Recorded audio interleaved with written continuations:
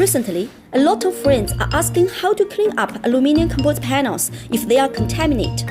So today, we will talk about how to clean up the panels after they have been dirty.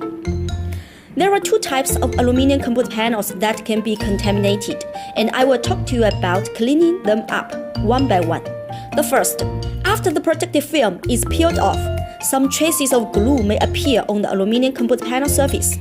If you find that the glue on the protective film has been transferred to the surface of the panels, please don't use a blade or other hard object to scrape the surface directly.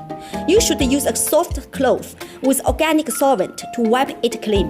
And here, the organic solvent includes alcohol and paraffin.